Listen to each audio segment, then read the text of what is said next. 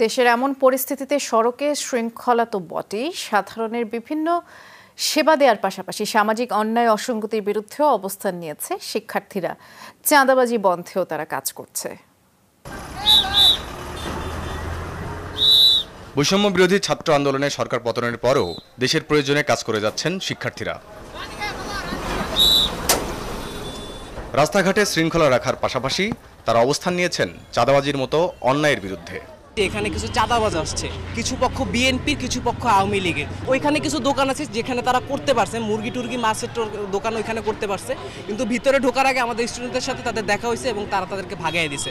আমরা চেষ্টা করছি যে যতটা অর্গানাইজ ওয়েতে হাটটা করা যায়, কারণ সাধারণ মানুষের দুর্ভোগ তো আমরা চাই না। যারা এখানে রাজনৈতিক দল ছিল তারা মোটামুটিভাবে এখানে জড়িত ছিল এবং আমরা ছাত্র সমাজ চেষ্টা করতেছি তাদের নির্মূল করার জন্য। কোনো চাঁদাবাজি যে কেউ দিবে না আর কেউ নিতেও পারবে না। আমরা স্টুডেন্টরা আছি, আল্লাহর রহমতে হাট যতক্ষণ আছে আমরা আছি।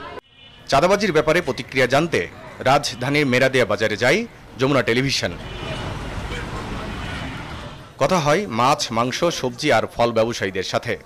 চাঁদা না দেওয়া লাগে, আমরা ফুটপাতে ব্যবসা করে শান্তি পাই, এটাই চাই আমরা। প্রতি দোকান 500, ছাগলের দোকানে 1500, 2000, 3000 পর্যন্ত আছে।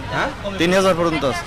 স্টুডেন্টরা আমাদের আজকে বলে গেছে আগামীকালকে থেকে কোনো চাঁদা দিবেন না, চাঁদা দিব না, 2 টাকা কম বেচবো সদাই। 16 বছর চাঁদা দিচ্ছে, নিচার চাঁদা মুক্ত বাংলাদেশ চাই আমরা। বাজারটিতে চাঁদাবাজি বন্ধ হওয়ায় পণ্যের দামেও প্রভাব পড়ার প্রমাণ মেলে হাতে নাতে। স্টেটমেন্ট দিচ্ছেন, এ অনুযায়ী কাজ করেন তাহলে এটার মধ্যে বরকত হবে। এখন কম দামে পাচ্ছেন? একটু কমছে। তা আমি যদি ভাইজানকে বলছি 1400 করে রাখলে উইল বি হ্যাপি। ছাত্ররা যদি এই অবস্থায় থাকে তাহলে সব কিছু দাম কমবে, মানুষ একটু শান্তিতে থাকতে পারবে, দেশে চাঁদাবাজি থাকবে না। এমন ধারা অব্যাহত থাকলে শান্তি ফিরবে দেশে, প্রত্যাশা সবার। বনি আমিন, যমুনা নিউজ, ঢাকা।